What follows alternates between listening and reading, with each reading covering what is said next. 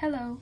In this video I will be showing you how to crochet the V-stitch. So on our hook we already have a chain which started with a slip knot. If you don't know how to make those, I have different videos on my channel regarding that.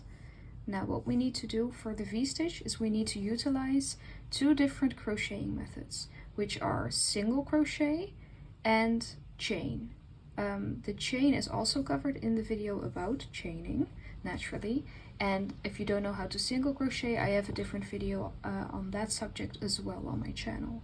So first what we need to do to start our second row is we need to make a mock-up chain, a mock-up stitch, because we cannot single crochet into this stitch on our hook right now, but we do need to make we would technically need to make one to start our new row. So instead we are going to make a mock-up crochet by just chaining one. And as you can see, I'm already holding the chain in the shape of a corner so that we don't have to twist the chain ourselves, but it already forms it naturally. Now our next step is, normally it would be to start single crocheting into this chain right here, this gap. But because the V-stitch is a little bit different, what we are going to do is we are going to chain another and then skip this gap and single crochet into this gap right here. So that's what we are going to do, single crochet, just pull through and then pull through both. Now again, we are going to chain one, skip this gap and single crochet into the next one over. And this we are going to continue all the way. So chain one, skip the next, and single crochet into the one after that. Chain one, skip the next gap, and go into the one over. And we are going to continue this process all the way down the chain, which I will be doing, and then I'm going to show you how to make the next row. So now I have reached my last single crochet into this one. So I've already chained one, so I skip this gap and then I'm going to single crochet into the last stitch here. And now we are going to chain one, like we would normally, turn our work so that we can start on the next row. So for this, we have to take a look at all the gaps that we made. So this right here is a gap, this is the chain, and this is the gap that forms underneath.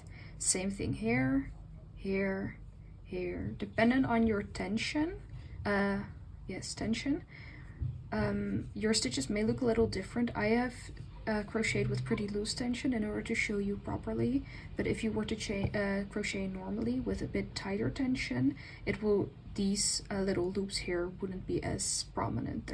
They'll just be stitches like this. So now we have to take a look. We already chained one to correspond with this crochet right here. And now what we are going to do is we are going to single crochet into all the gaps. So we are going to single crochet here. Now our next gap is one stitch over. So now we are going, instead of crocheting into this little V here, like we would normally do with single crocheting, we are just going to chain one and single crochet into the gap. So we are basically going to repeat the process down here, but instead of constantly skipping a gap, we are just going to be chaining above the single crochet and single crocheting into the gap, which is made by the chains. So continue that all the way, and then I'll be showing you how to finish the end. So now that we have reached our last gap and stitch, you can see I've already chained one and I single crocheted into this gap here. So this chain corresponds with this single crochet that we are going to skip, and then we see this gap that we have here. So I'm just going to single crochet into this gap, and now we can start our next row, and we are going to continue doing the same. So chain one, turn, and then as you can see, it's already kind of forming this very nice, almost knit-like pattern with the V's and then the little gap, which with the V right under it. So this is called the V stitch because of all these little V's that are very prominent here. I really like this crochet because like I said, it almost kind of looks like knitting. Whenever I make something with it, people ask me if it's knit or not, and just tell them no, it's actually crocheted, and it's not that difficult. You can also, instead of single crochet, use a half double crochet or a double crochet, whatever you prefer. The single crochet just makes it all less gappy in between the gaps. If you have a double crochet, of course this gap here is going to be more prominent, so do keep track of that. And yes, hopefully you enjoy crocheting with this stitch.